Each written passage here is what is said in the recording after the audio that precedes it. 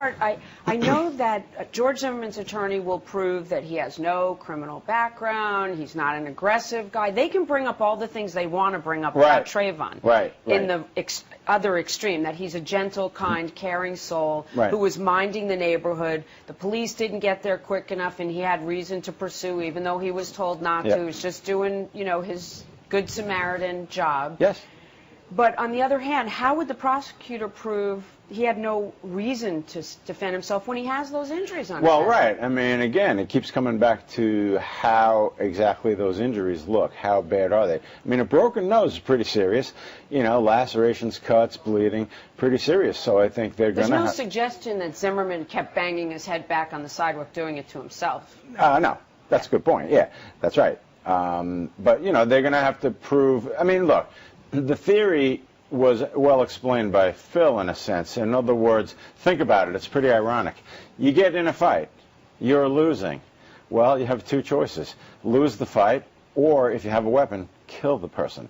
And self-defense 101 is commensurate force. So the point is, if I'm getting beaten up in an ordinary fist fight, that's going to leave me, here's the counter-argument, with a broken nose and some cuts and certainly no life-threatening injuries. Think about it. Broken nose.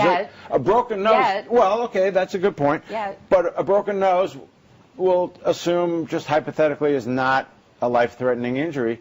Then so runs the argument. You can't turn around and kill the person. I think the argument could be made that the force was extreme. Yes. We don't know where that altercation was going to go, but there were other choices that Zimmerman had. The argument's obviously it's a fist fight, okay, and you're going to lose the fist fight. And it really becomes putting some really fine points in the pencil.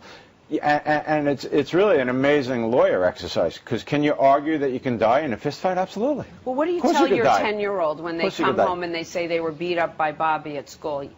Most parents would say, beat Bobby back, if telling the teacher isn't going to work. But you wouldn't say kill Bobby. I can't remember the movie. It was with Paul Rudd. Do you remember that? And the kid had a fight at school. And I was probably studying that day. And then Paul Rudd. I'm sure you were. I don't. No, but seriously, and it came up, you know, how should you counsel your kid, you know, to respond. But again, back to the Zimmerman thing. I mean, look, they're in a fist fight. So one side argues, what, are you kidding me? A fist fight's a fist fight. You don't kill somebody. That's an escalation of out-of-proportion violence. The counter-argument is, wait a minute, you can die in a fist fight. But I think what you're on to, and I agree with you, is that there's certainly a very good argument to be made that the force used was out of proportion to what was going on, and the kid was unarmed. We didn't even discuss that. Totally different case. Let's say the kid had a gun. Are you kidding me? It's a whole different case.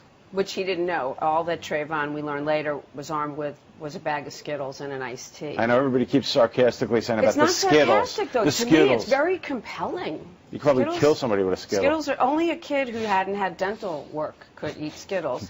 I'm not being. To me, as a juror, that would. I know, but they throw around that rhetoric. He had iced tea and a Skittles. It really doesn't matter. The point is, he didn't have a weapon. But he didn't take that iced tea and bang Zimmerman over the head. Well, with funny a bottle. thing is, yeah, I mean, you're spinning a lot of hypotheticals, and you could break a bottle of iced tea, right, with the jagged edge, and you could kill somebody with it. Could use it as